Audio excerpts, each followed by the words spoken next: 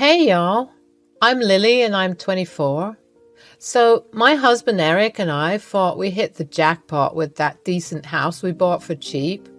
Well, let me tell you, that decision quickly turned into a nightmare when we discovered we had a bug infestation. Ugh, it was the stuff of horror movies. Picture this.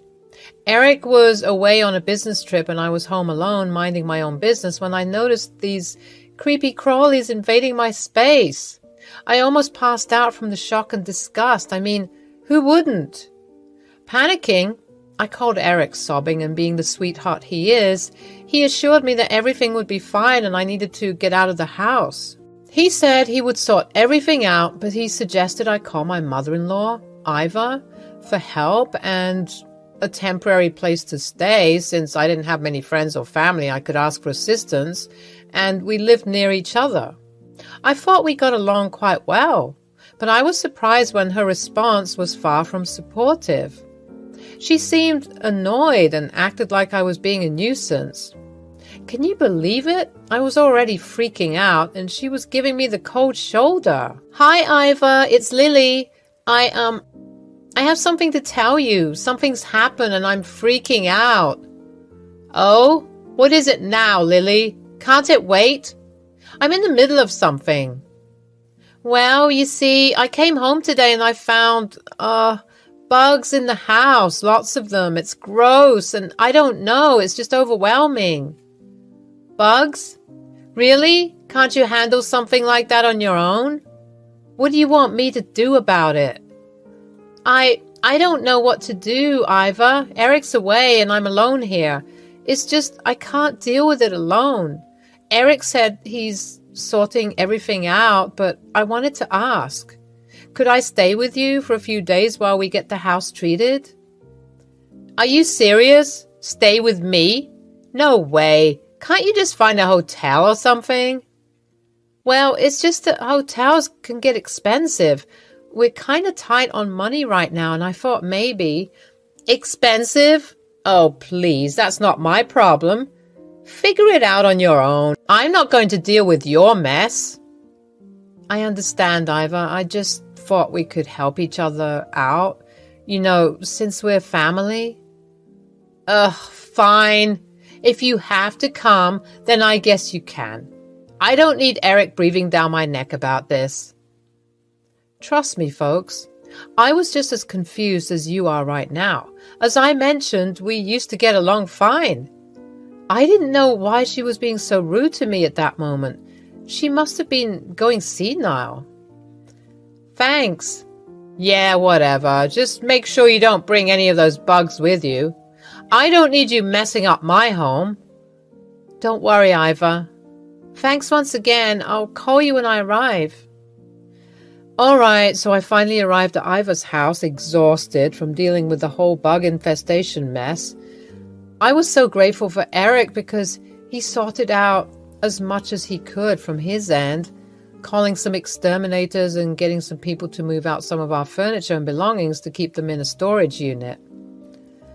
I went to my mother-in-law's house, but I was thinking about going somewhere else, considering the way she was treating me, but I couldn't do that. I had nowhere else to go. I arrived and I could see her scowling from her porch. I was lugging around my baggage, frustrated, tired, and sad from what had happened earlier. She saw me struggling. And you know what she did? Nothing. She just stood there, arms crossed, not even bothering to help me with the luggage. Instead, she started complaining about me being infested with bugs. Hey, Iva. Thanks for letting me stay here while our place gets sorted out. It's been quite a nightmare with those bugs. Nightmare is right. Are you sure you're not bringing those nasty bugs with you? I don't want them infesting my home. What? No, I'm clean, Iva. The bugs are back at our place, not on me. I've showered like 3 times since I found them. Well, I hope you're not bringing any eggs or something. Iva, come on. I'm not bringing any bugs or eggs with me. Can you stop being so rude? Rude? Me? I'm just looking out for my home.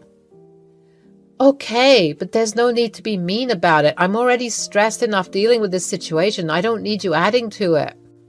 I just don't want any bugs crawling around here. It's disgusting. I understand that, but it's not like I wanted to have bugs in my house either. Trust me, I wish this never happened. Well, maybe if you kept a cleaner house, this wouldn't have happened. Whoa, hold on.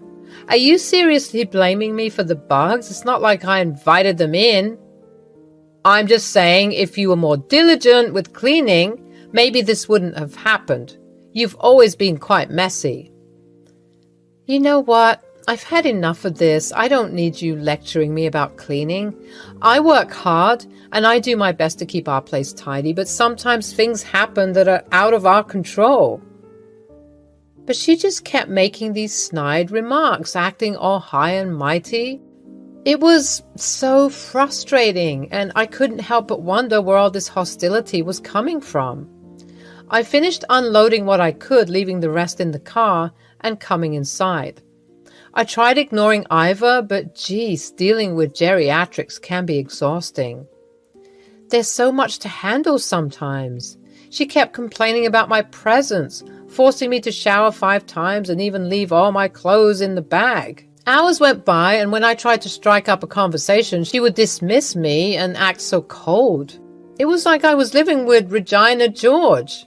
Living with those bugs didn't sound bad at that point. At least they wouldn't treat me like I was some creep. I was getting sick of her stinky attitude, so I mustered up the courage to confront her.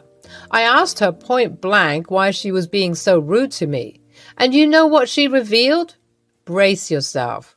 She was irritated because I didn't give her any grandkids. Can you believe that's the reason? I mean, seriously? Iva, we need to talk. I don't understand why you've been so cold and rude to me since I got here. Did I do something to upset you? Yes, actually. You pissed me off. For the last time, Iva, it's not my fault that our house got infested. It must have been the faulty insulation from that cheap house. The exterminator said that the cheap insulating caused the house to be more humid than it needed to be, leading to... That's not what I meant. I'm angry with you because you don't want to give me grandchildren. How could you be so selfish? Iva, are you being serious right now? In that time, I remembered a few months back, the last time I'd spoken to Iva. During a casual conversation, I mentioned that Eric and I decided not to have kids right now because of the state of the economy and the world. Iva was quiet after I said that, and I didn't think much of it at the time. But now I realize she took it personally. She had this whole vision of being a grandmother, and I guess my decision crushed her expectations. But come on, it's my life and Eric's too. We get to decide when and if we want to have kids, right? I couldn't help feeling a mix of anger and sadness, and I mean, I love Iva, but she shouldn't be trying to guilt trip me into having children. It's not fair to put that kind of pressure on me, especially when I'm already dealing with so much. I tried to reason with her, telling her that it's our choice and we're not ready for that responsibility right now, but she just wouldn't listen. It was like she was stuck in her little world where her desires were the only ones that mattered. Iva, I can't believe you're being so selfish right now. Eric and I made a decision together to not have kids. You have no right to force your expectations on us. Selfish? Ha! Look who's talking. You're the one being crazy and selfish, thinking only about yourselves and not about your own family. Our decision not to have kids doesn't make us any less of a family. We're happy with our lives and our choices, and it's not up to you to judge us. Oh, please. Your house getting infested with bugs is just karma for not giving me grandchildren. Maybe if you had kids, you'd have someone to take care of you and your house wouldn't be a disaster. That's a horrible thing to say, Iva. Bugs have nothing to do with whether or not we have kids. And trying to blame it on karma is just ridiculous. You may think it's ridiculous, but I believe in it. You're being selfish and karma is catching up to you. I can't believe you're being so mean and hurtful. I thought you were my family and that you cared about me. Cared about you? Ha! I care about my family having a future, and you're ruining that by not giving me grandchildren. It's not your decision to make. Eric and I are happy with our life together, and we don't need to have kids to validate that. You're just being stubborn and foolish. You'll regret this decision one day, and then it'll be too late. I won't regret it because it's our decision, not yours. And I won't let you or anyone else make me feel bad about it. You're just too selfish to see the bigger picture. You're robbing me of the joy of being a grandmother, and I'll never forgive you for that. I'm sorry if our decision hurts you, but it's not fair for you to put that burden on us. We're living our lives the way we want to, and you should respect that. Respect? Ha! You don't deserve any respect for being so heartless and selfish.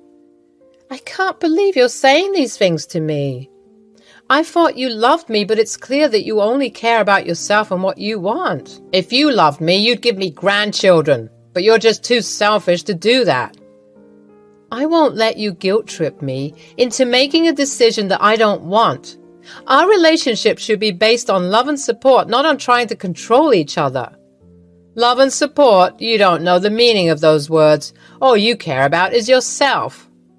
I'm done with this conversation. I won't let you continue to hurt me with your words. You have some nerve speaking to me like this and being in my home. I should kick you out right now. After she said that, I realized that I had to swallow my pride if I wanted a place to stay. I mean, where else could I go? I had no choice but to stay at her house for a while until our home was rid of those creepy crawlies. I suggested that we just keep our distance and give each other some space during this time. I needed a break from all the shouting and taunting that had just happened. But oh no, Iva couldn't let it go. She was all cocky, thinking she had won the argument, and she kept on making rude comments about the bug infestation and how it was some sort of karma for me not giving her grandchildren. Like, seriously? That's so absurd. I needed to get away from her, so I decided to go to the park for a bit. I just needed to breathe and clear my head from all the drama. I contemplated calling Eric and talking to him about it, but I didn't want to burden him with the drama. He was already doing so much, sorting out a household issue when he wasn't even home. He was my rock, for real, and I didn't know where I would be without him. When I got back and finally wanted to get some rest, I found that the guest room was locked. Can you believe it? I asked Iva to unlock it so I could sleep. And you know what she said? She said it was locked for a reason, that she didn't want me sleeping in the bed and potentially infecting it. Can you imagine how rude that was? I was so shocked by her inhospitability. I mean, I'm her daughter-in-law, for crying out loud. The least she could do is let me sleep in the guest room. I asked if I could sleep on the couch, but she just straight up said, "No, you'll sleep on the floor." I couldn't believe my ears. She repeated herself when she saw that I wasn't responding, thinking that I didn't hear her. Unfortunately, I heard her right the first time. So Iva dared to explain to me that she didn't feel comfortable having me stay in her nice clean beds because she thought I had bugs. Can you believe it? I was so insulted by that. Like, just because my house had a bug infestation doesn't mean I'm bringing them everywhere I go. I straight up told her she was acting crazy for even thinking I'd sleep on the floor. I mean, who does that to their own family? It's so rude and disrespectful. But you know what she said? She said, "If you're not happy here, you can find another place to stay." Can you believe her? It was already pretty late and I didn't want to deal with finding another place, so I decided to just bite the bullet and sleep on the floor. I found a mat in one of the closets and tried to make it as comfy as possible by pulling out some pillows and sheets from my luggage. I mean, it was the least I could do to make myself somewhat comfortable in this crazy situation. So there I was, setting up my mat in the living room, and then I saw Iva come downstairs with this smug look on her face. Ugh, she was getting on my nerves so much. She had the nerve to tell me that she had to go somewhere and that she'd be back later. And get this, she warned me not to snoop around looking for a key to the guest room. Can you imagine? It's like she thinks I'm some sort of thief or something. I couldn't believe the way she was treating me. It was like she was trying to make me feel unwelcome and uncomfortable in her own home. I was just so frustrated and hurt by her behavior. So after that whole mess with Iva, I went to sleep on that uncomfortable mat she made me sleep on. I couldn't help but cry myself to sleep because I just didn't understand why my mother-in-law was so mad at me. I mean, all I did was ask to stay with her temporarily while our house was getting fixed. I didn't deserve all this hostility. But then, a couple of hours later, I was woken up by the sound of Iva screaming in her bedroom. I rushed upstairs to see what was going on, and there she was, all folded up in that Murphy bed she had in her room. It was like the bed had malfunctioned or something, and it seriously injured her. She was screaming for help, and I was scared and shocked. I quickly tried to get her out of bed, but it wasn't easy. It seemed like the remote wasn't working. She was crying and wailing like a baby, and I could tell she was in so much pain. It was a terrible situation, and I felt so helpless. But then, amid all that pain, she accused me of tampering with the bed to make it malfunction. I was just as shocked as she was, and I tried to explain that I was sleeping the whole time and didn't even hear her come back home. Of course, I carried her downstairs and rushed her to the ER. It turned out that she had broken 2 ribs and had a fracture on her leg. It was a pretty serious situation, but she was going to recover just fine. I stayed by her side in the hospital. What? What is it? I just think it's funny how you were talking all day today about karma, and you've ended up in this situation. Iva was taken aback by my comment, but she quickly calmed down. I think she realized that getting worked up would only make things worse, especially since she was already in a fragile state with her injuries. But even at that moment, she didn't apologize or admit she was wrong. It was like she just brushed it off and pretended like nothing had happened. I have to admit, I was hurt and disappointed by her reaction. I thought maybe this would be a wake-up call for her to see how badly she had treated me, but it seemed like she was still unwilling to take responsibility for her actions. I still believe that you did this to me. You'll pay. At that moment, I was tired of her. Even though I didn't touch that bed, I decided to play with her.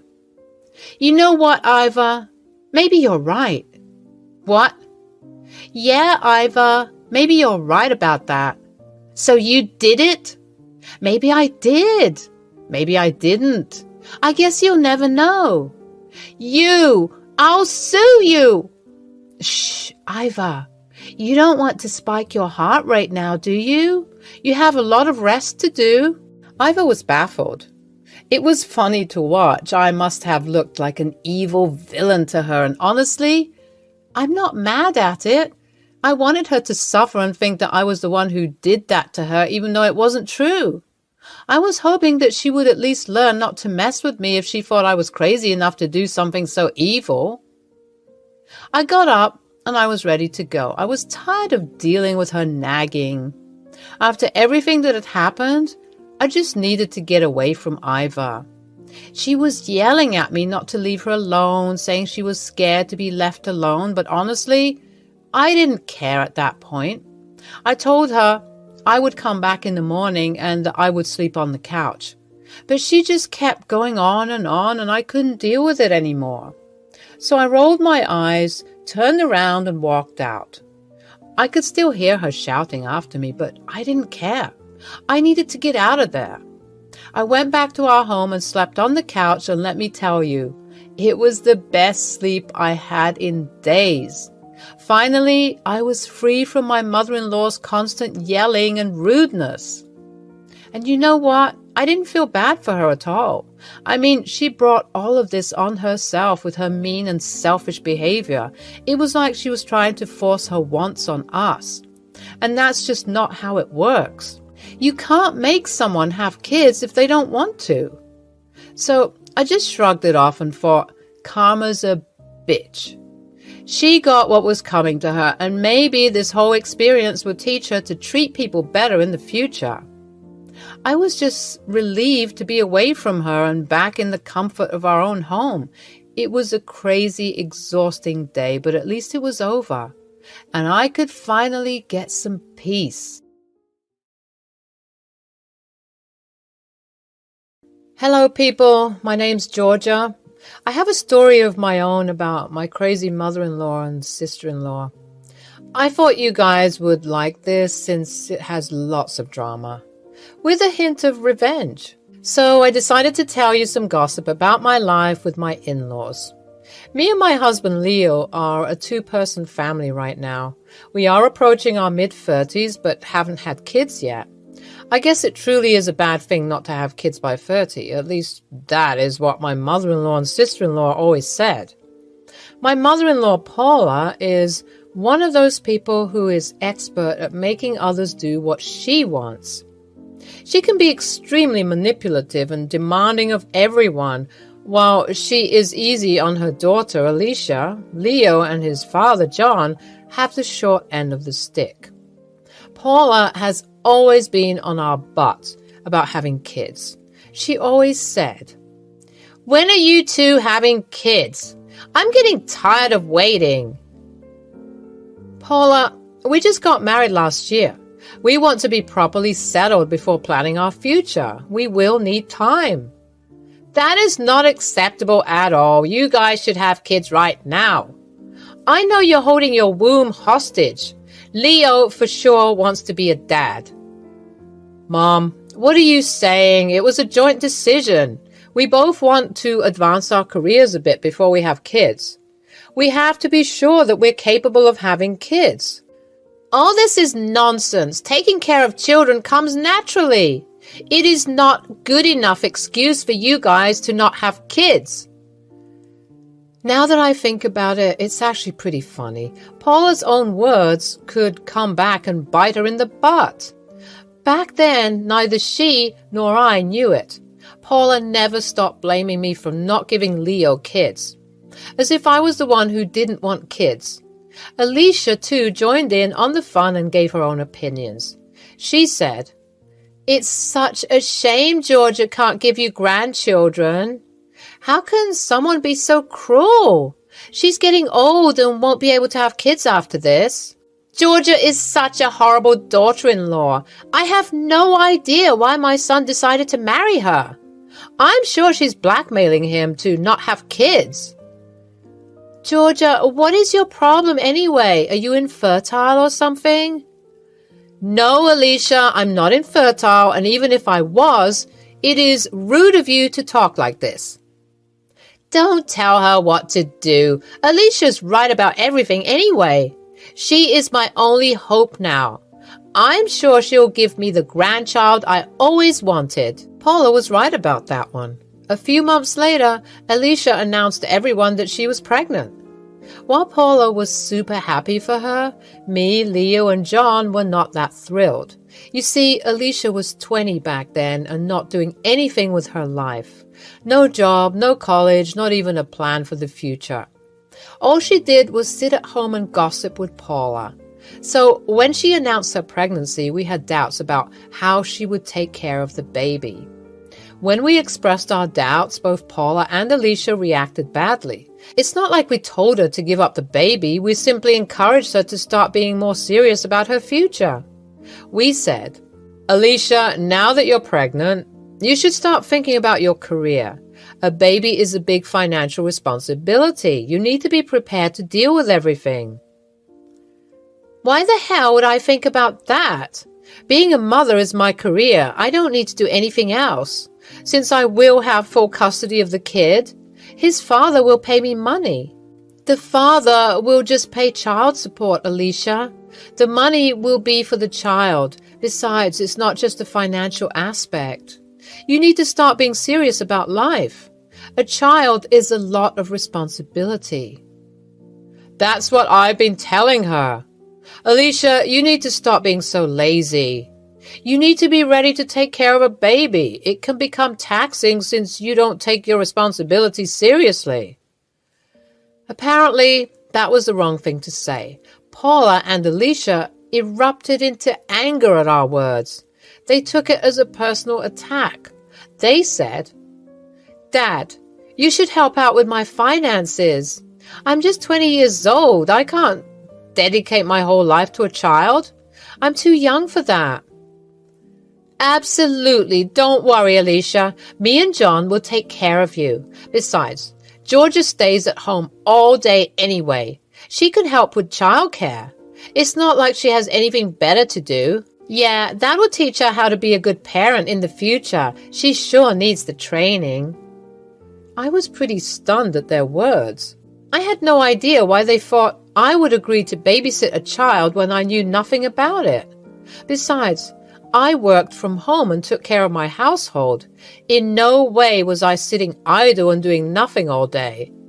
Back then, I had no idea what trap they were setting for me. I simply thought saying no would do the job. Well, I was wrong. Months passed and Alicia gave birth to a beautiful boy. Baby Andy was born, a pretty healthy child. Everyone in the family was elated. We were all very happy with having a child in the family. Paula was exceptionally happy to have a grandchild, and Alicia was proud to have the first grandchild of the family. However, soon it all became very overwhelming for them. Alicia was losing her mind just a mere week after Andy was born. This girl had no idea how much work a newborn comes with. John and Paula helped as much as they could. However, a mother's responsibility is always more. Soon enough, Alicia was regretting having a baby and started to shift all responsibilities to her parents.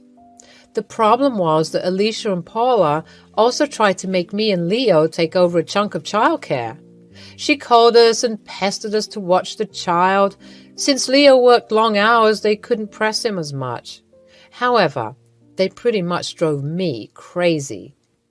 They said, "You need to take care of Andy more. Poor Alicia is always tired of looking after the baby. Georgia, you should be helping out. Don't be so lazy and selfish." "Andy is a few weeks old, Paula. I do not know about taking care of a child. I have already told you that. Even Leo is the same as me. Leo has work, so he gets a pass. You stay at home and do nothing. The least you can do is look after Andy in the morning. That way, I will have time to live my life a little. Every woman would want to look after a child. It's their job. You're being purposely difficult because I had my first grandchild." "Absolutely not, Alicia. No offense, but you are the one who chose to have a child. Paula and John help you out plenty. It's not my job to take care of your son." "How dare you say that? You are the aunt, and you should look after Andy. Alicia is just a young girl. You're old enough to look after a child. Don't give excuses." No matter how much I tried to make them understand, they wouldn't listen to me. In their eyes, I was a bitter old lady who would rather lounge around than take care of her nephew. I was getting pretty tired of their persistent bullying. However, I had no idea that things would get much worse. One day, I saw that I was added to a strange group chat. It was only me, Paula, and Alicia. I thought that it was really weird that they would add me to anything. I mean, it's not like we were all best friends. Then, the texts started to come in and I knew why I was in the group chat.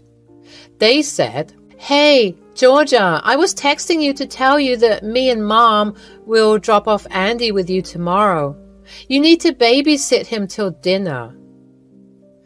You have to be kidding me. Andy is a newborn. You can't just leave him with me. I cannot look after him. I have work, plus I don't even know how to take care of a baby. Well, I don't know that either, but I manage. You'll manage as well. I'll be at your house bright and early. No, I will not agree to this. You can't just leave your newborn with anyone at this stage. I'm not agreeing to this. Don't be a jerk, Georgia. My daughter is exhausted from looking after Andy, so we will go have some fun tomorrow. She is a young girl and needs her share of fun. You cannot deprive her of it. Now stop arguing because it won't work. We will drop off Andy with you tomorrow. No matter how many times I said no, they kept pestering me to accept. In the end, they stopped replying to my texts entirely. I was offended and pissed at the fact that they wanted me to be a standby parent.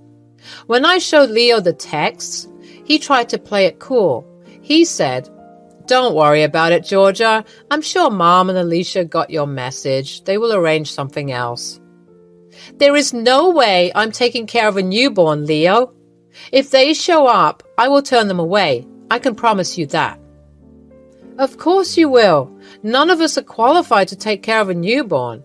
Mom and Alicia won't be that stupid to force this on you. They are tired and must have spoken out of desperation. Leo tried to calm my fears, but for some reason, I was still anxious. With the experience I had with Paula and Alicia, I knew they would try and con me into caring for Andy. I really hoped they had gotten my message and dropped the topic. They did read my text but never replied, so I was pretty anxious about what they were planning. The next day, my worst fears came to light. That morning, I was going through my usual routine. After Leo left for work, I stepped into the shower to take a warm bath before starting to work. After I was done, I came downstairs to have some food, but when I went to the living room, I heard the cries of a child. Immediately, I was alarmed. The sound was coming from the front door. In my mind, there was only one way there was a child at my door. I went to the door and opened it. What I saw made my blood boil. Andy was crying in her car seat that was right on my driveway. Immediately, I took Andy in and kept him in the living room. It was freaking 100 degrees outside, so he must have been out in the sun for a while. I was furious. Andy didn't even have a diaper bag or formula with him. I had no idea what I should do. First, I called my neighbor who had a child. I begged her for some formula so that I could feed Andy. My neighbor understood my situation and came to give me some formula. She was the one who fed Andy and calmed him down. While she was with Andy, I decided to check the security cameras. Lo and behold, Paula was ringing the doorbell once and leaving Andy in the driveway. I was beyond mad. I called her to get to the bottom of it. When she picked up, I said, "Why the hell have you left Andy in my driveway? The child was out in the heat for at least 10 minutes. What is wrong with you? Where is Alicia?" "You need to calm down, Georgia. Alicia's with me. My poor daughter is tired of being with the baby, so I took her out for a fun day. We will be gone till dinner." "What? But what about Andy? He can't be here all day." "You need to take care of him now. Alicia is tired of looking after Andy. She needs a break. You are the aunt, so you better step up and help out. You sit at home and do nothing anyway." "You cannot do this, Paula. You are insane. This is child abandonment." "Don't be so dramatic. You're clearly at home and can take care of the child. Andy is not abandoned at all." "Listen to me, Paula. I never signed up to take care of the child. You didn't even inform me when you dropped him off here. You and Alicia need to come back immediately or there will be consequences. We are already at a nail appointment. We have way too much planned today. Don't be a witch. Now, I'm going to hang up and turn off my phone so that we can have some fun. Bye." Saying that, Paula simply hung up on me. I was shocked by their irrational behavior. Alicia had also turned off her phone or blocked my number.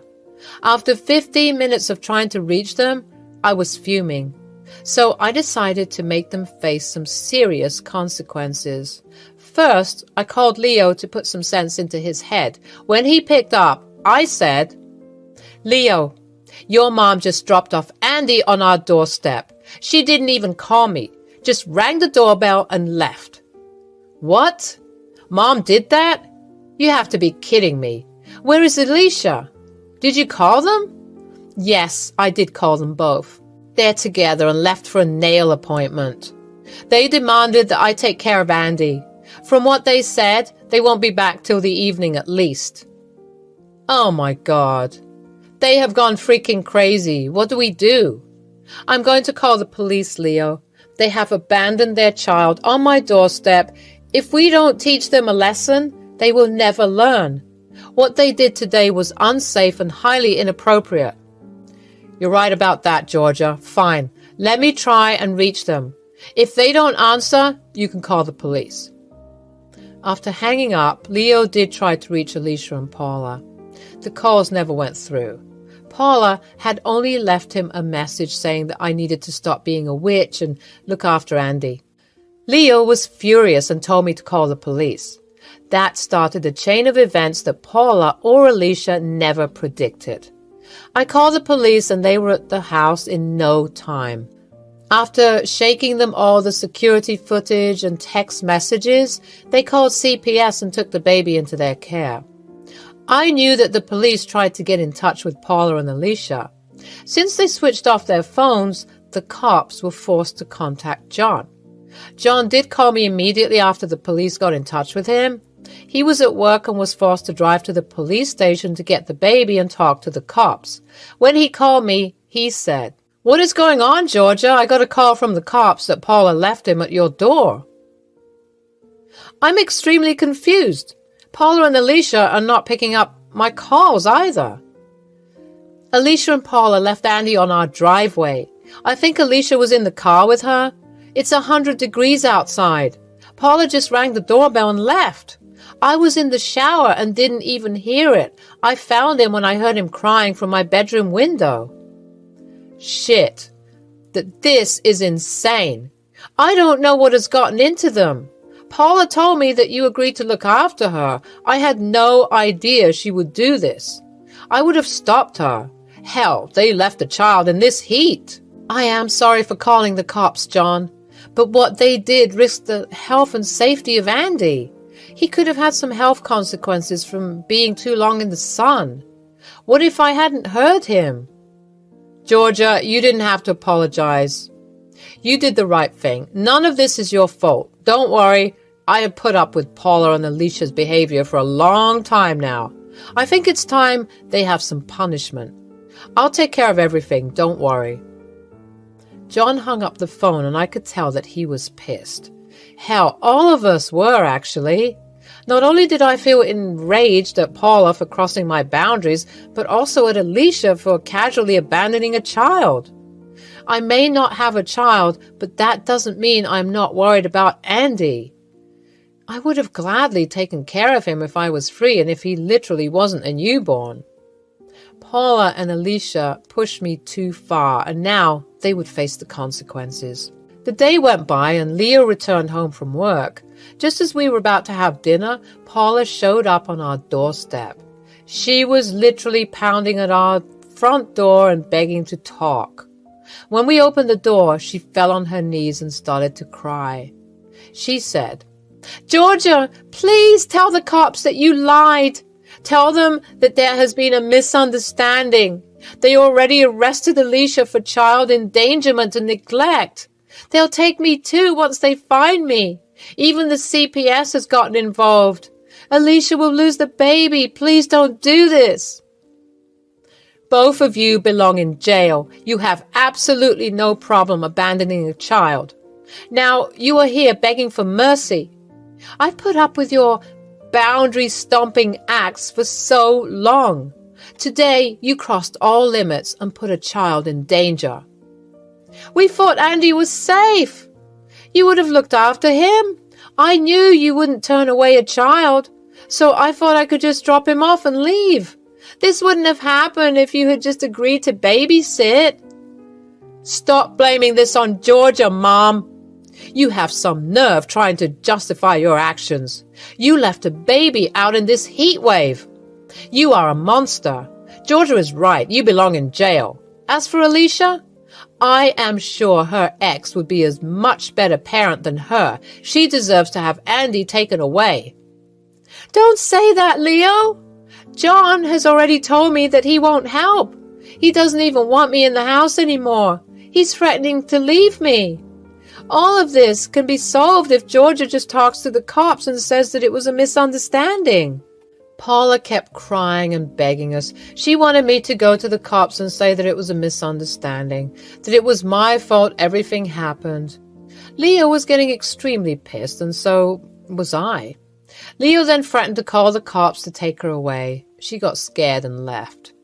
In the aftermath of the police call, Paula was ultimately arrested when she tried to flee from the city. She was promptly put in jail, just like Alicia. No one from the family wanted to help them out. Even John said that they need to deal with their mess. Alicia was forced to give the cops her ex's information so that they could have the baby placed with him. But since he was out of state, they gave us Andy temporarily. John agreed that this would be the best solution at the moment. Andy stayed with us until his dad flew here the next day. He brought his lawyer so that they could get emergency full custody of the child. Paula managed to get bail for herself and Alicia, but they had no place to go. John kicked them out and told Paula that he would file for divorce. Since the house was in his name, they couldn't stay there for now. The duo came to us for help, but we didn't even open the door. Later, they managed to stay with a family friend. However, she only gave them a month to stay, so it looks like both Alicia and Paula would have to get jobs. It seems unlikely that Alicia will get anything more than just visitation for now. She's unemployed with no place to stay. CPS won't allow her to keep the baby, and neither will the courts. Me and Leo have both blocked their numbers, so we are currently staying away from the drama. Only the future will tell what comes out of this. However, we are sure both Paula and Alicia will have way more trouble than they have now.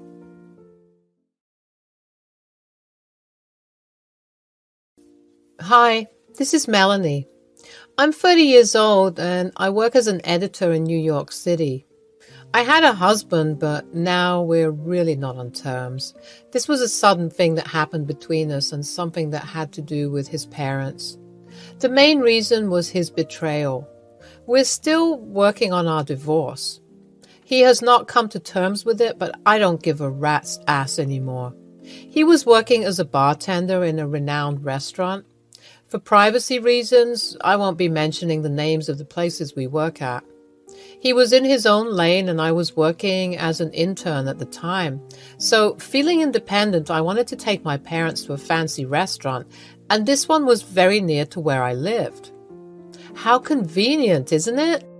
Well, now I wish I had chosen a different restaurant. My parents were very happy for me. I was always an underconfident girl, so the fact that I got a job in New York as an intern writer really changed my perspective. They were hesitant at first, but when I assured them, they agreed.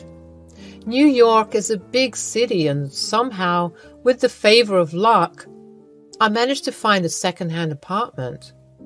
The man was really old and he wanted to give it away before going to his daughter's place in Michigan. This felt like my calling because, weirdly enough, I'm from Michigan too. The place was a 3-bedroom apartment. It was pretty decent and neat. The amazing fact was I got it for cheap. The restaurant where Greg used to work was a 20-minute drive from there. When we reached, there was a party going on, some rich person's birthday. Thank God I booked 3 reservations, or it would have been really embarrassing for me. The place was cozy and there were many people, but we had a really private compartment just for ourselves. We were having a casual chit-chat about work and life when suddenly a waiter came and handed out drinks to the 3 of us. When I asked the waiter who gave it, he simply pointed me at a counter. I looked and saw a tall, charming blonde man. He was serving drinks and talking to other people. At first, I didn't pay much attention, but later I noticed him making eye contact with me. I don't know why I was blushing, but I did anyway. My parents understood the vibe and they nudged me to talk to him and that they would sit here and enjoy themselves. I was shy, but I went ahead to the counter.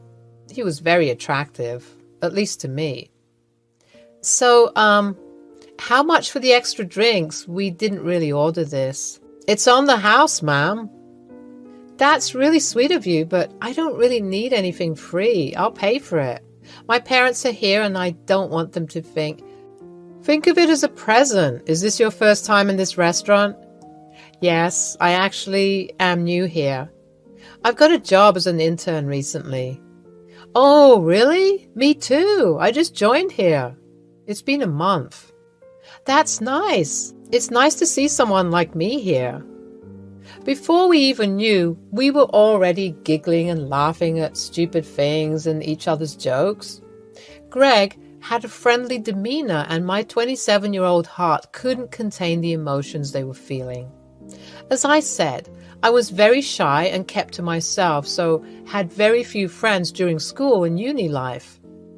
For some reason, Greg made me feel at ease, like I can talk to him without thinking. Melanie.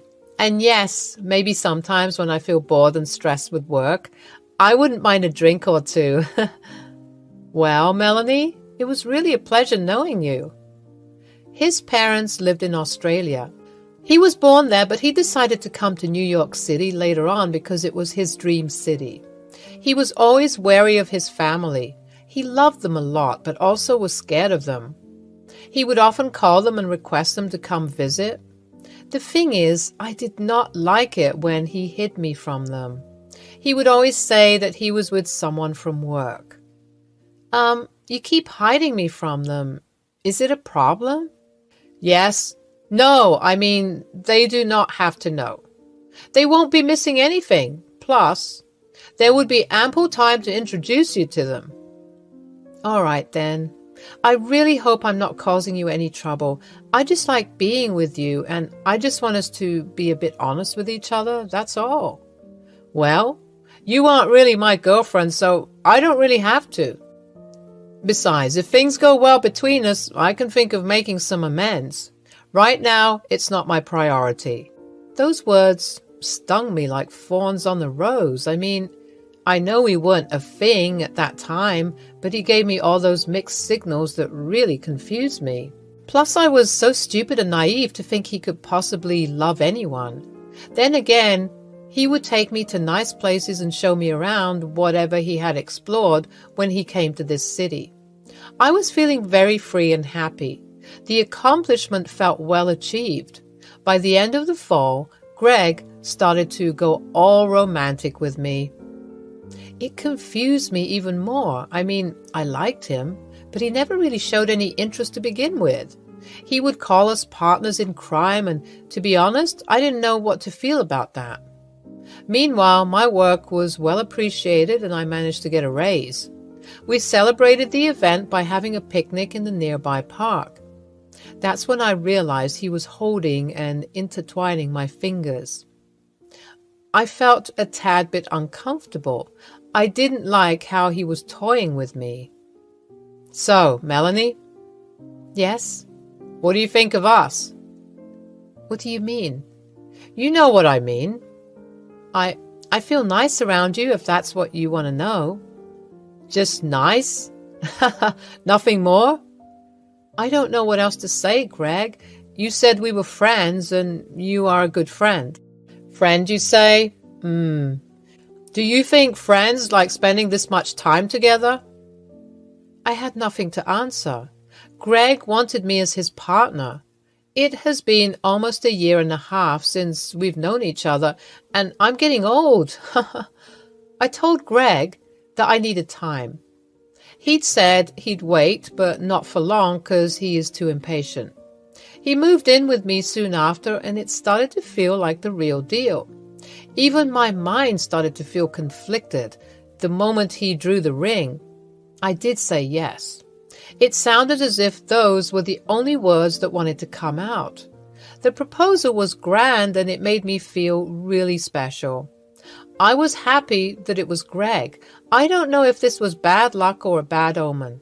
Greg lost his job within 4 months of getting married. After the official business was done, Greg happily moved into my apartment. We took our time fixing the space so that we can make room for everything. My parents were happy, but also skeptical. I mean, why wouldn't they be? Greg was the kind of husband who would really love me, but not seem to acknowledge me in front of other people. There were times when we went to parties and he would let me go to hang out with his friends. He would not really introduce me until I made the move. He still wouldn't tell his parents. So, babe, shouldn't we let your family know once? Yes, in time. Not now. Why are you always in a hurry?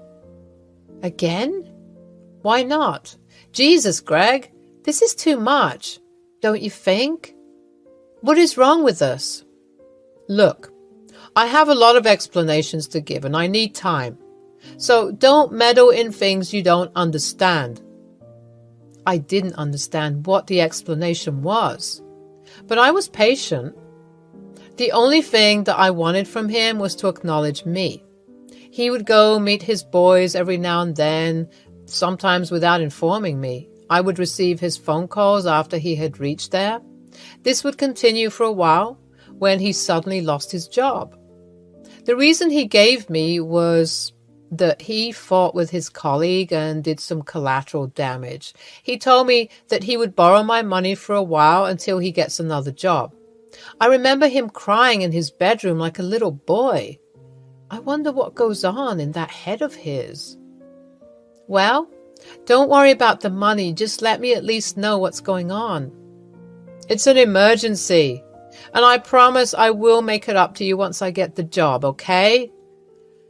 I tried to keep our house together, made some renovations and changes. My parents were also sending me money sometimes so that I could handle the household a bit more efficiently. I was happy to feel independent, but you see, sometimes money can get spent very quickly. I too need support, and as much as I love Greg, I wanted him to help me as soon as possible. One day, his words fell on me like explosives. Honey, I have something to tell you. My parents, what about it? They will come to visit you. I mean us. Huh? Okay. Did they say when? In 2 days. I've arranged everything. I just need you to do a small favor. Okay. Can you please tell my parents that I bought this apartment and all the other things? They are unaware of the fact that I don't have a job, and it would be kind of embarrassing if they, I know it sounds weird, but my parents are really judgmental and scary if they get to know I lost my job. Babe, please understand this. Okay, fine. It is temporary. You know how bad I am at lying. They won't know. Don't worry. I just try at least, please. Whatever you need. I didn't like the offer he made, but I had nothing else to do. I thought maybe it was temporary, so I let it slide this one time. Greg was suddenly very loving and caring towards me. He would make me breakfast and sometimes even dinner. It's not like I wasn't enjoying it, but I couldn't help but think that it felt rather odd. I wanted to take a few days off so that I can spend some time with his family. My boss was kind enough to give me 3 days and also promised to not cut any money. I was, after all, a hard-working woman. They will be here any minute. Is everything ready? How do I look? You look fine. Just stop fidgeting. You are making me nervous. Yeah, okay, I'm fine. The cab reached in front of the apartment gate around the afternoon. I was very nervous, but I knew that I had to be my very best self in front of them. They came upstairs looking very stern and serious. I had never met someone who would look as intimidating as his parents. They were tall and blonde just like him, but their faces had a disgusted expression. Once they entered the room, they were rather pleased. They scanned every nook and cranny of the place as if they were judging the household that I so dearly built. But then again, my credit wasn't there. No bad. Pretty nice. Love the little decor. Your choice? Yes, mostly, and a little bit of help from Melanie. Oh, yes, the wife. What is it that you do, dear? I work in editorial content. Oh, a writer, basically. Yes, well, not like an author or something, but yes. Why don't you sit and relax? I will get you all something to eat. Isn't that Melanie's job, dear? She must be making you work really hard. Oh, no. I love to help around. Melanie, dear, why don't you get to know each other? I would go and get something to eat. Sure. I sat there silently while they kept looking around. I was feeling hella nervous. I didn't know what to say or do, and just kept staring at their annoyed expressions. They didn't like me. That was clear to me. So, my son's working in a corporate office? He must be really tired. Do you do everything for him, like tending and all? Yes, I do. He's earning quite well, seeing the interior condition. Are you able to support him? Yes. Greg tells me that you have not been able to give him time. Really? So, what have you contributed so far, other than taking in all his expenses? Excuse me? We were interrupted by a coffee break from Greg. I noticed the cup he presented me was bad and almost broken, whereas he served the two of my best cups to his parents. He gave me no snacks, but gave them a plate full of Cheez-Its. So, how's everything? Why did you both get married exactly?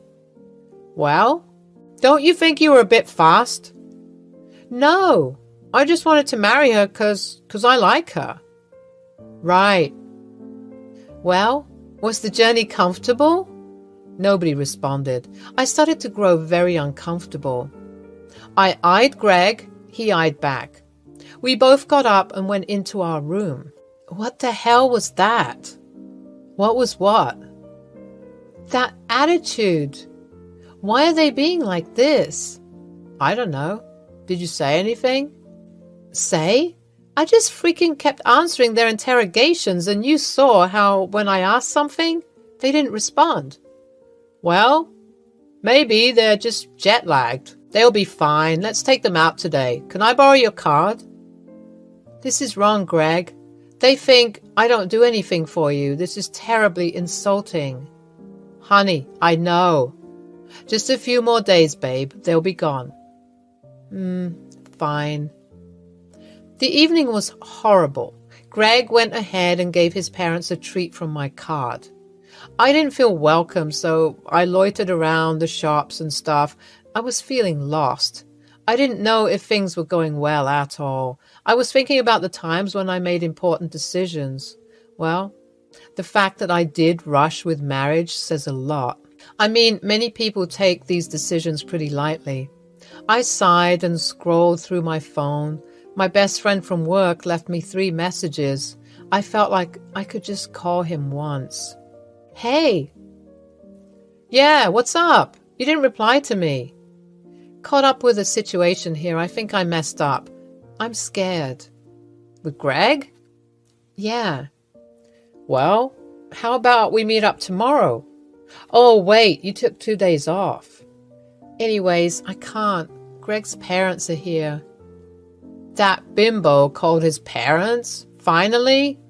Matthew. Okay, sorry. Well, how are his parents? They hate me. The conversation would have gone on for a long time when suddenly I heard footsteps from behind. I immediately cut the call. It was Mary. She looked like she would beat me or something. I was low-key expecting that, not gonna lie. She came and glared at me. Well, enjoyed the, you are robbing my son of his money. What? You have been depending on him for so long. He's devastated. Wait, what did he tell you? That you are a leech. My hands became cold. I was speechless. This wasn't happening to me. Greg told me to pretend, but we didn't talk about this type of pretense.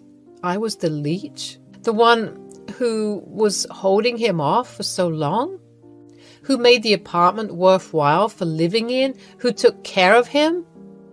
I heard you've been taking half the ownership of his. I will not let that happen. Give him full authority over this place. What? Authority? Half? I'm not really clear on what you are. You will not share this apartment with him. Gold digger. Seduce my boy for his money? I should have known from the start. Take your belongings and leave. We do not approve of this marriage.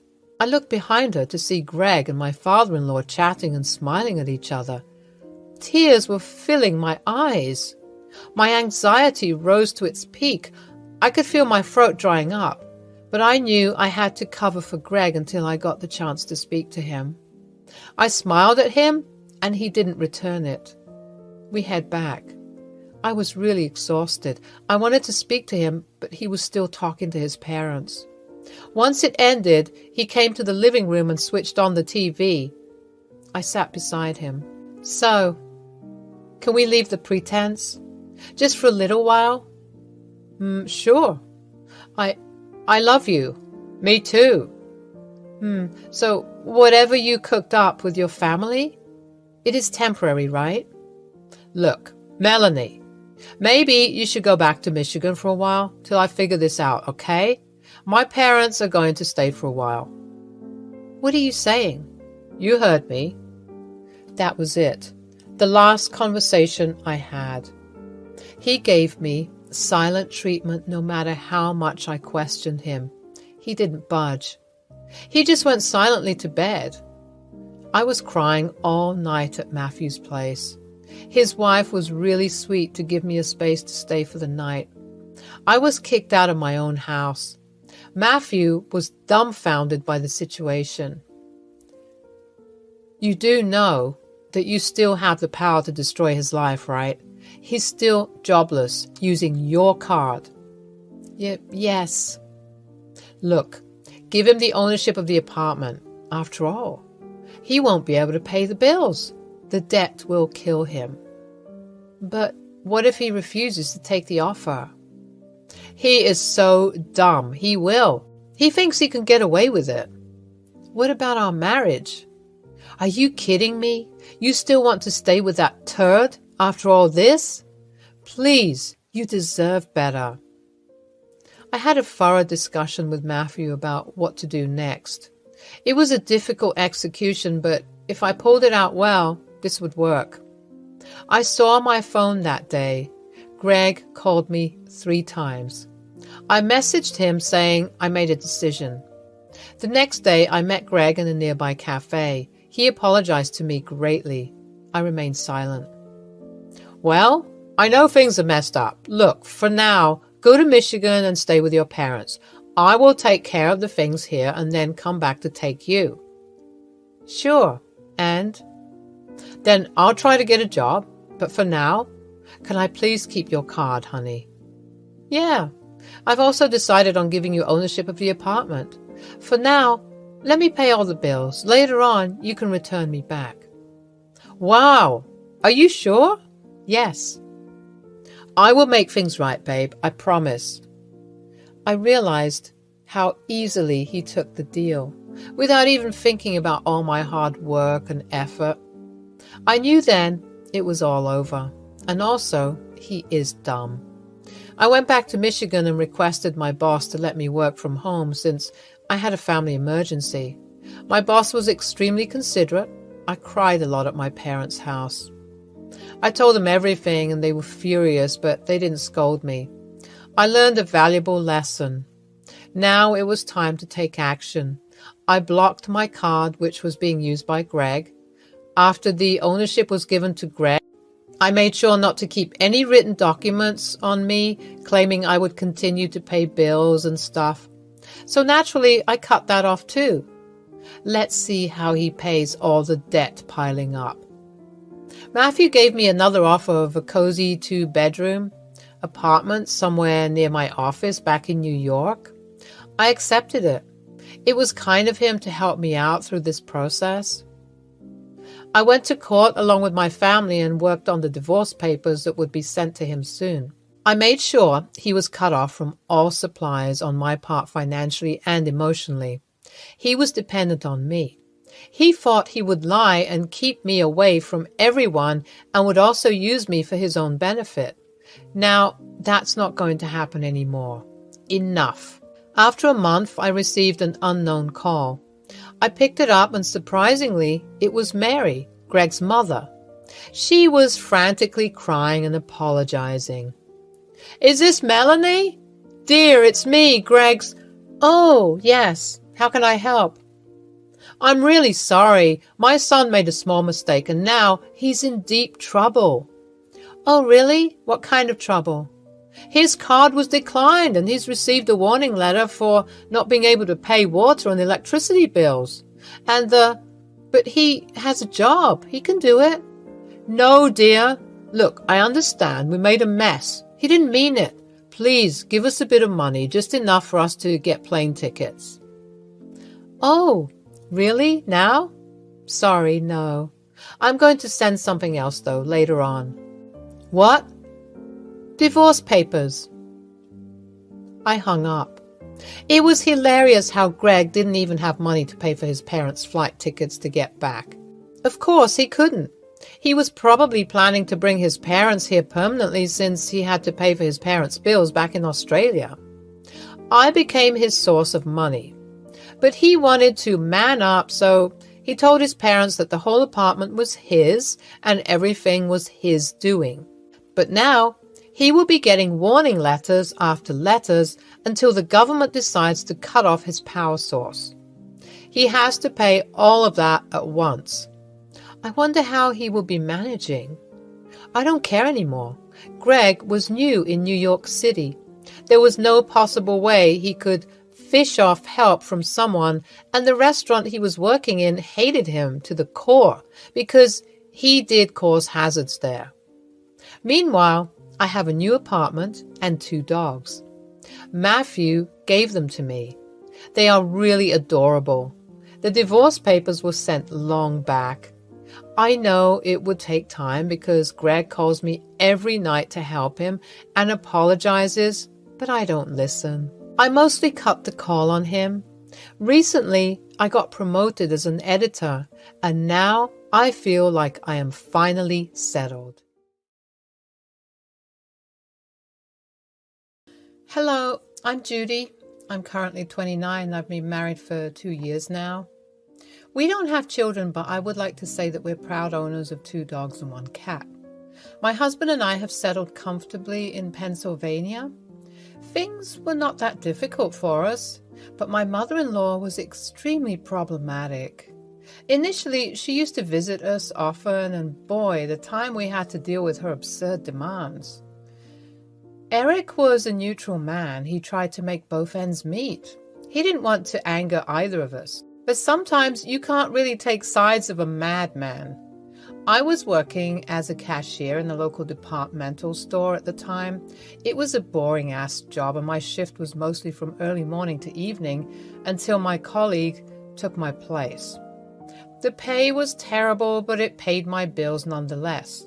It was like a day like this I met Eric. He came into our department store along with his mother. They were looking for some cosmetics and cooking items. I found him really cute. He was tall, had glasses, brown-haired, and had a good sense of fashion. He just strolled around with his cart. I was waiting patiently for them. The moment he approached the counter, my heart skipped a beat. He was even cuter up close. As I was making their bills, his mother demanded that I segregate some of the items in different packets. Geez, I hate when I have to do that. Why can't she and her son do it? Mom, not again. Here, let me do it for you. No, baby, let the young girl do it. She knows her job. She gets paid for it. I get it, but there are a lot of items. If we don't provide an extra hand, it's going to take forever and there are people waiting in line, Mom, please. Son, when I say I want the young girl to do it, I want her to do it. Now be a good boy and stand aside. This was probably the weirdest thing I witnessed. I was 26 at the time and he was probably 27 to 28. Still being treated like a big baby. I giggled quietly to myself. The son was super embarrassed. He couldn't even make a single eye contact with me. After all the things were packed, they left. The mother was overly talkative and demanding. She waited for a whole ass 8 minutes, guiding me on how to put what in what packets. When something was done, not to her liking, she would immediately stop you and make you do it whole damn thing again. I feel bad for the girl who would marry the guy. A hell of a woman she would have to deal with. I was done with my shift for the day. I got changed and headed outside when suddenly I saw someone walking up towards me. It was the guy from today morning. He looked so flustered. He bought a few things and handed it over to me. Hey, look, my mom was very rude today and I'm sorry on her behalf. She can get a little... Oh my God, you really didn't have to. That is awfully nice of you. It's all right. I have dealt with customers like that. Yeah, but well, how can I make it up to you? It was just a small thing, really. You don't have to worry about making it up to me. Geez, besides, you already got, checks the packet, ice cream. I do run an art gallery, like I'm the curator. Well, in simple words, I manage artists' work and showcase their talent. People come to watch and critique and all other boring stuff, but it can get a little less boring if you can come to my place for a little cup of coffee. What do you say? Are you asking me on a date? Well, if you want to look it that way, then be it so. You don't really mind, do you? I don't, but is this all for what happened today, or... To be honest, no. I found you really cute, and well, damn, this is embarrassing. Rather, visit my gallery. I'll get time to muster some courage by then. Here's my card. You can give me a call at any time. It was a pleasure meeting you. Looks at the card. Eric, I'm Judy, just in case. Pleasure was all mine, Judy. See you soon. Let's hope so. He left with a swag. I must say, I have hit some jackpot this life. A curator who owns an art gallery shows interest in plain old boring me? Well, okay, let's see how long this can go. Weeks passed and the memory of our encounter lingered in my mind. I finally mustered the courage to take Eric up on his invitation. I took his card from my purse and gave his number a call. Hello, Judy. Wait, how did you know it was me? I never called you before. You may call it anything, guess, telepathy or intuition. I think I would call it waiting desperately for my crush to call. Oh, shh, you're exposing my secret. So, Judy, did you think about my proposal? Of course, that's why I called. I wanted to take an appointment, dear sir. You are indeed funny. There's no appointment needed when it's you. Just come a little before lunch, as I have things to prepare. We wouldn't want you to barge in on your surprise now, would we? Okay, now I'm super curious. This isn't fair. I hate cliffhangers. Well then, let's not wait for the next episode. Tomorrow, 11? Yes, done deal, monsieur. The day I visited the gallery, I was wearing a nice floral dress. Makeup, not too much. Kept it elegant and simple. The moment I reached the alley, a rush of excitement and nervousness washed over me. I had always appreciated art, but had never delved deep into its rich tapestry. As I walked through the gallery's doors, I was greeted by Eric, who handsomely grinned. He took me on a personalized tour, sharing stories about the various artists and their work. The passion and knowledge he exuded were contagious, and I found myself captivated by his every word. We spent hours strolling through the gallery, lost in the beauty that surrounded us. Eric's eyes sparkled with joy as he described the emotions and stories behind each piece. It was as if the art came alive under his guidance, whispering secrets and inviting us to dive deeper into their mysteries. So, Doesn't it get difficult, the competition, I mean? While my gallery is smaller and more compact than the famous ones, I introduce underrated artists. Many rich clients wanted to buy from this place. I may not have reached fame, but it's not fame that I seek. I seek the joy of exploring new concepts and meanings. It's just me. You are different, Eric. It's nice to see someone not running after recognition all the time. Oh dear, it is 30 minutes past 1. You must be hungry. Shall we eat? His dining room was something straight out of a Victorian novel. It was so pretty and well decorated. I was baffled by the aesthetic sense of this man. I was now low-key getting really insecure. I felt like Eric was too good for me. I mean, any woman would be charmed by the elaboration made by him. The table looked like royalty. Geez, do I even deserve this? Of course I don't. But Eric never made me feel small. He was warm and welcoming, even offered to serve me. You did all this for us? Are you serious? Of course. Why not? It's just the two of us. Oh, Eric, you really didn't have to work so hard just for us. I would have been happy with takeout, really. Nonsense. Takeout for a lovely lady? Absolutely not. We were having such a wonderful time with beautiful background music taking place. I almost got lost in my own wonderland when suddenly we both heard rapid footsteps down the hallway. It came closer to the door and the door swung open. It was Eric's mother. The woman made a dashing entrance which reminded me of those soap opera actresses. I tried my best to contain my laughter. Oh, here you are. I've been screaming your name and no response. How hurtful. I thought you weren't home, but here I see you're having dinner with a... Eric's eyes widened with a mixture of shock and concern. He quickly rose from his attempts to conceal his uneasiness. My heart raced as I stood up, feeling a wave of anxiety wash over me. I had not anticipated this unexpected encounter with his mother. Mother, this is Judy. She's a friend. A very special friend. I know who she is. The lazy cashier from the departmental store. I can remember her face when I need to. His mother's piercing gaze shifted from Eric to me, her eyes following my every move.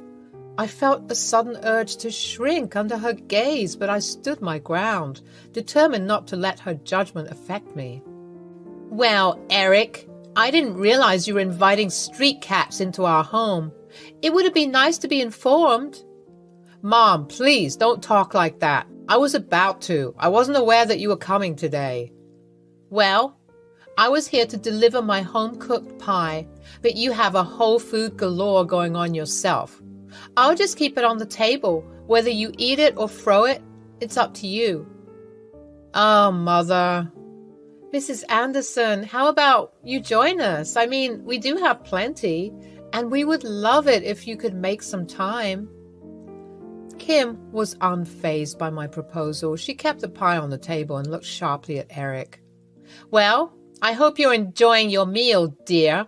Remember, we have an appointment later. Don't let this distraction get in the way. She left. The room was filled with silence. I felt like the aftermath of a tidal wave hitting a lonely shore. We tried to keep our composure after that.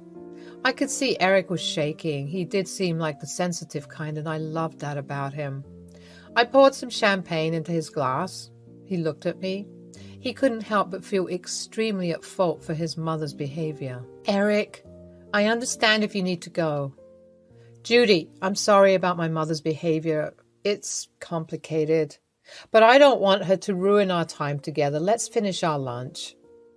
As we continued our meal, the sound of laughter gradually filled the room once more, pushing back against the lingering tension. We focused on the love and companionship we shared, allowing it to be our shield against the toxicity that occasionally seeped into Eric's life. We used to have secret outings and risky dates. His mother was always up on his heels. She would always call and ask him if he was with me or not. He would give some excuse and then cut the call. The connection between Eric and me blossomed into a deep and profound love. We continued to explore the realms of art, creativity, and life together, allowing our shared passions to strengthen the bond that grew between us. However, with each passing day, the disapproval from Eric's mother, Mrs. Anderson, grew more evident. She made her disdain for our relationship known. She opposed our love and dismissed it as nothing more than a passing phase.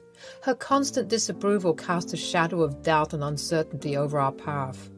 But, despite the hatred from Mrs. Anderson, Eric and I never wavered in our commitment to each other. We faced the world hand in hand, supporting one another through thick and thin. Eric always had a clear head. I was the hot-headed one, but I had surprised myself by remaining calm whenever a heated argument rose between Kim and us. We were equally persistent and soon decided to get married. Whether it was out of spite or love is a debate for some other day. I settled in with Eric. Of course, Kim didn't attend the wedding. She claimed it to be an atrocity. I left my apartment. I was kind of relieved that I didn't have to pay rent anymore, but most importantly, I was with the right man. Are you planning to remain a cashier forever? For the time being, yes. I'll be looking for other jobs though, and also I was thinking, well, be quick about it. I know you're planning to take advantage of my son's expenses, but as long as I'm breathing, I...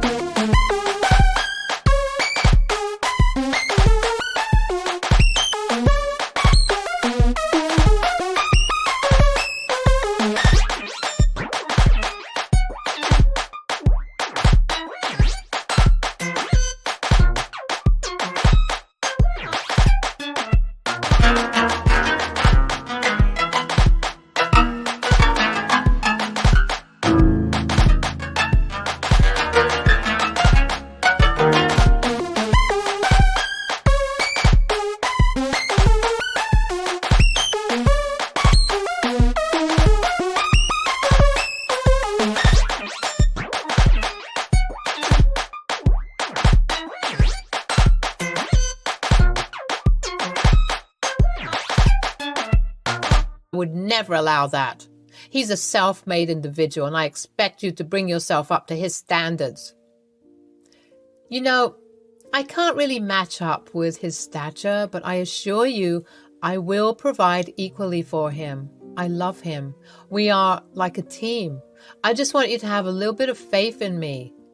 Psst, with that qualification, I hardly doubt you'll be able to provide at all. And it is too early to call this love. We'll see how long it lasts. A few days later, Jonah and Mia, a married couple filled with curiosity and a thirst for art, decided to explore Eric's gallery. The moment they stepped into the exhibition, their eyes widened in awe at the stunning collection before them. Little did they know that their visit would not only deepen their appreciation for art, but also introduce them to a lifelong friendship. As a witness to their excitement, I approached Jonah and Mia with a warm smile, eager to share in their enthusiasm. These pieces are exquisite. I must say it's rare to see street art these days, like the one where the lady holds this blue umbrella under the mundane weather. The splash of colors is so vibrant and emotional. I couldn't agree more. Are you the curator? Oh, no, my husband is. He's gone for a while. We'll be back soon. Do you need anything? Tea, coffee? How kind of you. Would definitely like some tea, no, dear? I don't mind. Jonah and Mia sat down with me and we struck up a lovely conversation. Eric followed later on. We had one of the best times. They were a humorous little duo. It felt like we were old friends. Eric later decided that they should join us for dinner. Our bond grew stronger and we became inseparable. Eric's mother was not happy with it at all. She would pay random visits, interrupt our time, and take Eric with her for some important stuff. She was never approving of our marriage. I doubt things would get any better. Mia came over another day and I had to vent my piled up frustration. Mia, you won't believe what in the devil I've been dealing with. My crazy mother-in-law has been incredibly toxic since the dawn of our relationship. It's been extremely draining and affecting us. Don't even start. Mother-in-laws are basically made to create nothing but damage. They are attention-starved creatures. They have no life to ponder into. They're like flies hovering over fresh meat. Oh, sheesh, girl, you must be going through a lot yourself, huh? I mean, I was, but then Jonah and I decided to confront her about it. Trust me when I say the aftermath was not pretty. I meant it. She made some scenes. I'm just glad we have left and past it. Should I confront her too? How does Eric feel about it? Well, he mostly takes my side. He's not the kind of guy who likes conflicts. He tries to mediate, but he's torn between his loyalty to me and his family. It puts a strain on our relationship, and I can't help but feel trapped. Kim's birthday was coming soon, and we thought to take a chance. Eric and I decided to give her a painting of herself. The idea was mine, but the cost would be handled by Eric. He was happy, but also felt a tad bit sad. He knew his mother was very picky about gifts. He just hoped she liked it, but it was really not worth it. I would never forgive that woman. What the hell is this? Mom, this was a small birthday gift from... Birthday gift from you? Kim inspected the painting. You think you can try to get in my heart through this gesture? Well, you are wrong. I didn't need this shit. Take it back to whatever garbage you brought it from. I left it there. I didn't want to give it back. It was, after all, an effort made by Eric as well. He went to one of his finest artists and paid him $50,000. That is no joke. I felt so bad. I told him I will pay it off to him bit by bit. He charged me nothing, but I can't let him through bankruptcy just for his mother. When I came back, I couldn't believe what I saw.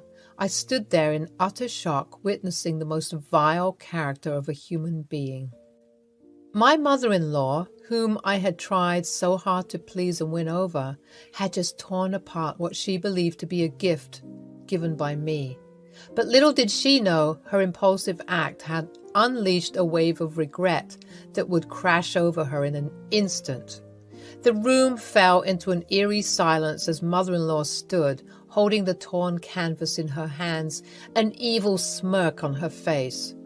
Her eyes glinted with what appeared to be satisfaction, unaware of the weight of her actions. I watched as the torn pieces of what she believed was a valuable painting fluttered to the floor. There you go. Since you wouldn't do it yourself, I did it. Mother, but why? This is a very expensive gift. So, who told you to spend your money on me? No, it wasn't my... I could hear rapid footsteps down the hallway. Eric entered with a birthday cake in his hand. Before he could ask anything, he looked at the torn canvas on the floor. The room seemed to freeze at that moment. The tension was heart-stopping. I exchanged a glance with Eric, silently acknowledging the ruse we had played on mother-in-law. It was a test, a way to reveal her true colors and see how she valued our relationship. What did you do, Mother? That fine piece of work cost a fortune. How could you? Wait, you paid for this? And you destroyed it like it was some piece of scrap? Do you realize that Judy was thoughtful enough to give you a gift after all that you have done to her? After the filthy names you called her? I was unsure, but she convinced me to give it another chance. That there was a way of showing affection where she could make you understand that she was not your enemy. Eric, No, Mother, you have spoken enough. I've always tried to make things better amongst us, but you are hell-bent on making things worse. What kind of a mother are you? A mother who's not happy with their son's happiness does not have the right to be called a mother. Eric, hey, calm down. No, Judy, I have had enough, faces Kim. Do you know what was the cost of that painting? $50,000. Can you imagine? But we still managed it somehow. It was, after all, your birthday. I'm so sorry. I really didn't. Just get out. Never ever show your face to me again until you compensate me all the money. Do you hear me? Eric, are you sure about this? Of course. Mother dearest here needs a lesson. She's obviously crossed the threshold this time. Kim left crying profusely. It has been more than a year since I've seen her. Whatever transactional affair she had with her son happened in private. She is trying her best to compensate for the damage with whatever she could earn. She begged to stay with us, but Eric and I refused to let negativity dictate our lives. Slowly, I left my job as a cashier. I helped Eric part-time with his gallery and applied for another job very close to where we live. It was a plant shop. The old lady wanted an apprentice for a long time, so I signed in. We got 2 dogs, a beagle and a dachshund, plus a stray cat. Jonah and Mia became our closest friends. They often visit us and vice versa. Trust me, life couldn't get any better after that. I'm just glad we managed to get past it and are trying our best to nurture each other as much as possible. Hello, I'm Hannah, 49-year-old mother who divorced and remarried. I have a daughter who's 25. There has been a significant amount of turmoil in my life, and I completely blame myself. Well, I have a crazy-ass story worth writing for, but to have a better understanding, you must know a little bit about my past. So I always had a rough patch with my husband and children. We had lost interest in our lives. We were dating not for long when I got pregnant, and then we had to kind of get married. Liz was only 7 when she witnessed the first proper fight between us. Vicky, though he possessed a good heart, struggled with being a neglectful father. He often prioritized his work and personal interests over spending time with our child. I, on the other hand, became an overprotective mother, constantly worrying about my child's safety and well-being. Our differing approaches caused tension to grow between us, and it seemed like we were slowly drifting apart. As the days turned into weeks and the weeks into months, our struggles intensified. We would have heated arguments about our parenting styles, each of us stubbornly holding on to our own beliefs. Vicky believed that giving Liz more independence would allow them to grow and learn on their own, while I feared that her safety might be compromised if I let go of the reins. The strain of our disagreements extended beyond parenting, infiltrating other aspects of our relationship. We became distant, spending more time apart than together. Our once frequent laughter and shared adventures were replaced with silence and strained conversations. I even tried to talk it out with Vicky. Vicky, we can't keep going on like this. Our marriage is falling apart, and it's breaking my heart. I want to fix things, but it feels like you're intentionally pushing me away. Hannah, I just don't have the energy for this right now. Can't we talk about it later? I've had a long day. Later? It's always later with you, Vicky. We've been pushing our problems aside for far too long. We need to address them and face them head on, or else our marriage won't survive. I'm not being negligent, Hannah. I'm just trying to cope with everything that's going on in my life. I can't be expected to fix everything at once. I understand that life gets overwhelming, Vicky, but we're a team. We promised to support each other through thick and thin. Lately, it feels like I'm the only one fighting for us. Vicky stops pacing and sits down opposite me, his expression guarded. Look, Hannah, I never wanted things to turn out this way, but I feel suffocated, trapped. I need some space to figure things out on my own. Space? Vicky, we're already drifting apart. How much more space do you need? We should be finding ways to bring us closer, not push each other away. I don't know what you want from me, Hannah. I'm doing the best I can under the circumstances. Can't you see that? I just want you to fight for us. I want you to show me that our love still matters to you. It's not just about the circumstances. It's about our commitment to each other. It would slowly extend and exaggerate to an actual fight. It was becoming a habit to the point I could even detect a pattern. Our daughter Liz was going through a difficult phase in her life. She had grown tired and indifferent towards our constant fighting. Liz was a thoughtful and introspective young girl, wise beyond her years. At least that was the impression that I got from her initially. While she understood that conflicts were a part of life, she found herself exhausted by the ongoing battles that we were having. As the arguments escalated, Liz's spirit seemed to dim. She carried the weight of our disagreements on her small shoulders, feeling the emotional strain that it placed on her family. Her once vibrant personality turned subdued, and her enthusiasm for life began to wane. She would give monosyllabic replies and sometimes not even eat dinner with us. After a few years, Vicky and I separated. Liz was just 15. I felt so terrible. She had to deal with our mess through her important phase. She would often avoid facing me, sometimes even skipping school. I used to work 2 different jobs at the time ever since my child was born to support our finances. I had to go very early and then come home really late. After Vicky left, things became much worse. Hey, Liz, how was your day? It was fine. Liz, can we talk? I feel like we haven't had a conversation in a while. I don't feel like talking, Mom. I understand that you might not be in the mood, but communication is important, especially after everything that's happened. We can't just stay silent forever. I know, Mom. It's just hard for me, okay? Talking feels awkward. I get it, Liz. It's been tough since your dad and I got divorced, and we all have different ways of dealing with it. But we're a family, and we need to support each other. We can't let silence drive us apart. I know I've been distant lately, but it's not because I don't care. It's just everything feels different now Dad is not here. I miss him. Change can be scary, especially when it's something as significant as a divorce.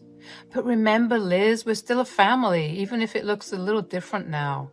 We can create new traditions, new memories, and talking is an essential part of that. I guess I just don't know what to say or how to start. We don't have to force a conversation, but we can start small. Tell me one thing about your day, no matter how trivial it may seem.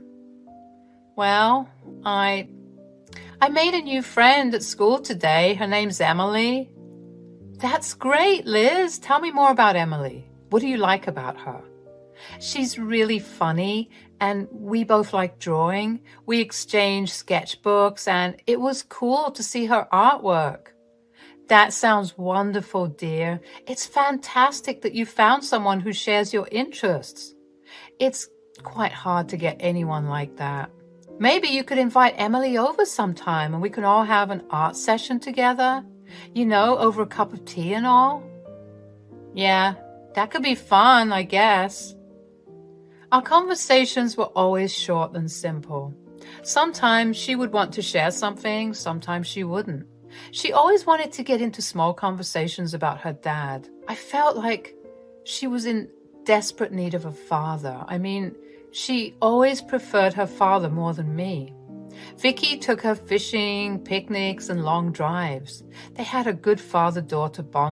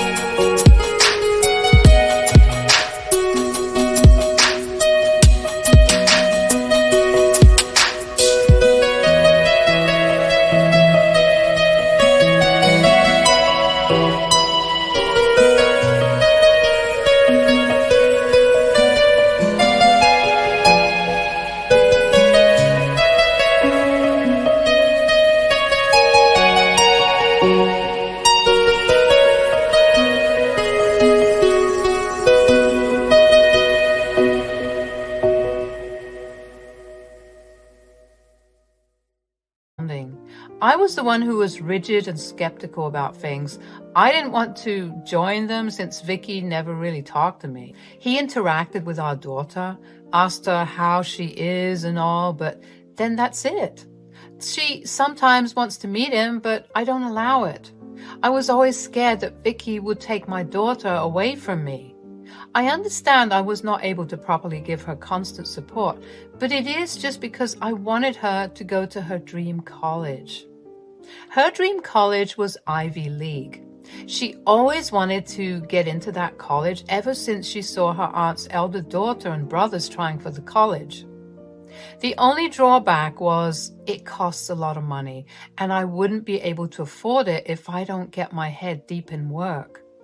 One summer, she went with her dad to the lake for camping. I was alone, and that is the time I met Jonathan. He was a car mechanic. One sunny afternoon, as I was strolling through town, I noticed a small auto repair shop nestled in a corner. Curiosity got the better of me, and I decided to step inside. That's when I first laid eyes on Jonathan, a charming, ruggedly handsome car mechanic with a mischievous smile that instantly caught my attention. Jonathan greeted me warmly, and we struck up a conversation. He was passionate about his work and spoke with such enthusiasm that it was contagious. As he explained the intricacies of fixing engines and the beauty of turning a simple car into a well-oiled machine, I couldn't help but be captivated by his knowledge and dedication. I was so awed by his charm that I wanted to visit him again. I intentionally got my car to act funny so that I could ask him for help. "Hey there, can I help you with something?" I gave Jonathan a quick once-over, my eyes lingering on his rugged charm. "I hope so. I've been having some trouble with my car, and I know you're the best mechanic in town." "Well, they aren't wrong. I'll do my best to live up to the reputation. So what seems to be the problem?" "It's making this weird noise when I start it. I don't know much about cars, but it doesn't sound right." "Ah, the mysterious noise. Don't worry, Hannah. I've got a keen ear for those. We'll figure it out together. Please make yourself at home." "Thank you, Jonathan.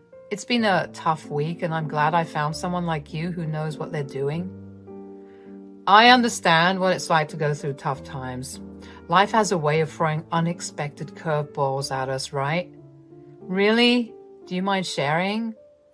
Jonathan leans against a workbench, thoughtful for a moment before responding.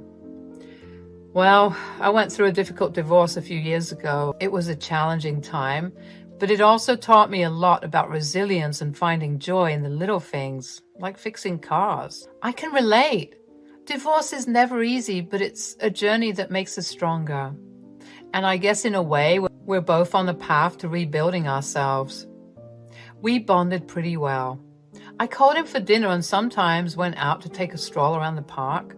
When Liz came back, she seemed pretty content. She was very happy, must have had a good time with Dad.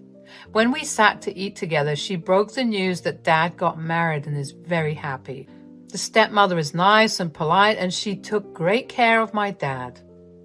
I wasn't really unhappy. I was just sad that he gave so much effort into finding another person within a few months of our divorce, but couldn't even make amends to make the current one better. "I will never get married. It's not my thing." "Then why did you get married to me? It's not like I forced you into it. I gave you a choice." "You very well know why. If you weren't pregnant..." "Was that my fault? Is that under my control, Vicky? You were the one who was reckless and stupid." "Fine. I have ruined your life. Then why the hell are we still talking, huh? We should split up. You go your way and I go mine." "I want you to take some responsibility, Vicky. I understand that this life was our mistake, but we have a child now." "Why would you try to run away like this? I mean, how could you even think about it?" "Liz will be fine with you." The conversation always echoed in my head. As Liz grew up and was preparing for college, I, on the other hand, became a drained old woman. Jonathan would meet me in secret from time to time, but I was too scared to confess this to Liz. What if she reacts badly to this? It began gradually with Liz and I, including Jonathan, in our mother-daughter outings. At first, I feared that Liz might feel overshadowed or neglected, but instead, she welcomed his presence with open arms. He took the time to understand Liz's interests and hobbies, supporting her in her endeavors with unwavering dedication. Whether it was attending her birthday or teaching her how to ride a motorbike, Jonathan always made Liz feel seen, heard, and loved. But as the days turned into months, Liz began confiding in her stepmother, seeking solace and guidance. They would spend hours engrossed in conversation, sharing stories, dreams, and even their worries. Their connection was built on a foundation of trust and understanding, a relationship that blossomed naturally and beautifully. It wasn't long before I realized that Liz preferred the company of her stepmother over me. At first, it stung, and I couldn't help but feel a twinge of jealousy. But as a mother, my ultimate goal was to see my daughter happy, and it warmed my heart to witness the genuine love and affection between them. "Are you going to Vicky's?" "Yeah, after class." "Why?" "Class is going well? Made new friends?" "Yeah, Mom, it is. Bye." "Do you want Jonathan to drop you?" "No, it's cool. Dad would drop me. He's waiting outside." "'Kay, bye." It was not like Liz didn't like Jonathan. She was rather conflicted with her life. Her stepmom was probably a nice character. I wouldn't know. I have never seen her. The shock came on me when ultimately she decided to move in with Vicky and his wife. I wanted to stop her, but I couldn't do it. I know many will think she was being ungrateful because I was the one paying her bills for college. My body broke, my shoulders heavy with burden. I felt like I lost my flair for living because I was so hooked on working hard for her. I had to leave one job and even emailed Vicky that I can't go on like this. If he can contribute to her, that would be good. I have done my part of the bargain. Jonathan spoke of his son a lot. He said that he left after knowing that his mother left him when he was an infant. He probably has never seen his mother's face. Jonathan had burnt all her pictures and thought that his son would come to terms with it. But he was misunderstood, and then his son left. "Jonathan, is everything okay? You seem a bit off today." Jonathan looks up, his eyes reflecting a mix of sadness and frustration. "It's my son, Ethan. He left home last week and I can't help but feel like I've been played for a fool." "What happened? Did something go wrong between you two?" Jonathan sets down his tools and leans against the workbench, collecting his thoughts. "We had always been so close, but lately he's been asking a lot of time about his mother, my ex-wife. She was very childish and loved being pampered. She loved me a lot, as she said, but when she got pregnant, she started suffering from postpartum depression and then became worse. One day, she suddenly left me without a word. Later on, I found out she had settled somewhere else. Ethan was just an infant. I took all his responsibilities myself. Has Ethan given you any reason to believe that he was manipulated?" Jonathan's frustration started to seep into his voice. "He's been acting differently, echoing his mother's words, questioning my decisions. Kept saying that I'm forcing him to not see his mother, and I am the villain in this relationship. I feel like I've lost my son." I reached out and gently placed a hand on Jonathan's arm, offering comfort. We stood by each other. We were each other's mental and emotional support. I have received a letter from Vicky saying that I should continue paying a bit since he doesn't have his earnings strong. I said yes for the time being, but I don't have the energy to continue 2 jobs like that. A few years later, when I received a call from Liz, she announced to me that she was going to get married. She met this very handsome boy in college who was her senior, and they have been dating ever since. Only recently they decided to tie the knot. I was already hurt about the fact that Liz had completely disregarded me from her life, and now she suddenly informs me that she would be getting married. She said that I was not invited because her stepmother didn't want me to. Vicky might be hurt seeing me so. Jonathan was invited. I was speechless as ever. I was beyond hurt. I was numb. I'm sorry, Mom. This was her part of the decision, and I would visit you with Ethan soon enough. Wait, did you say Ethan? Yes, my fiancé. His name is Ethan. Sorry, I forgot to mention that before. Wait, Liz. This Ethan person, are his parents going to be there? Why do you care? Just tell me. Well, no, Ethan's parents are divorced. He doesn't acknowledge his dad and that he is still looking for his mother. I mean, he has never seen his mother and a lot of other things, but why are you asking me all of this?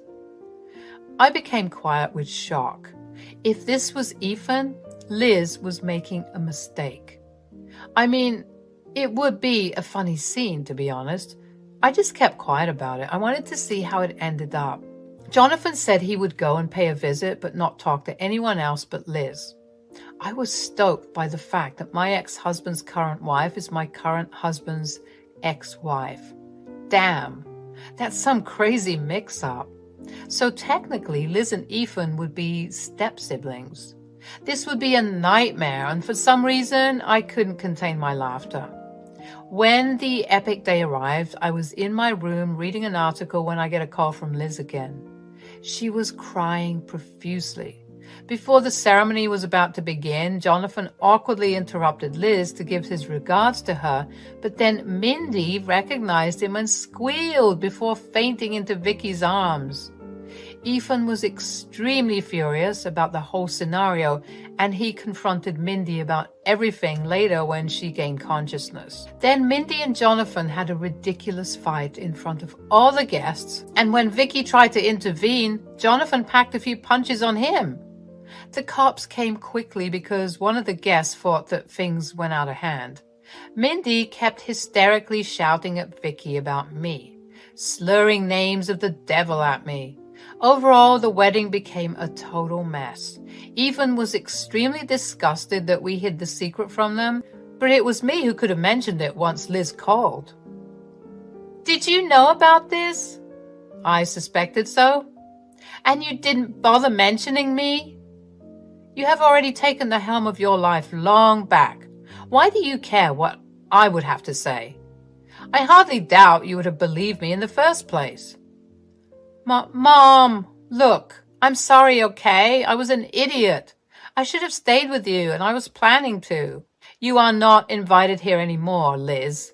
Jonathan and I would be moving to Texas soon. I would rather suggest that you and your father deal with things from now onwards. But Mom, Dad went all bankrupt with all the preparations of the wedding turned into a disaster. There are still certain things left to be paid. We can't do this without you. Mom, please, I said I'm sorry. I'll try my best to repay you, I swear. I have made my decision, Liz. But what about all these years I paid for the bills and your dad didn't contribute a single thing? You got to a college because of me, and this was how you repaid me? You moved in with the person who cared less about you in the first place. He was doing all of these for you out of spite towards me. Do you get that, Liz? I'm sorry for being the mother you never deserved. Mom, please, hear me out. I cut the call. I wasn't going to spend a single second with an ungrateful human being. She was Vicky's daughter, not mine anymore. I bailed Jonathan out from the cops, where I also met Vicky and the rest. Ethan was still in shock most of the time. Liz and Vicky kept insisting that I stay and contribute so that they could pay off the extra cash. I blocked all the words thrown at me. They never really gave a damn about me. I deserve all the money that I wasted on my daughter. Now, what they do with their lives was none of my business anymore. Jonathan and I wanted to be happy in life. That's what we aimed for. Texas became our permanent home and happiness. Amidst the chaos and confusion, we found strength in our love and resilience as a family. We knew that we had a choice to make, to let this revelation tear us apart or to confront it head on and find a way to move forward together.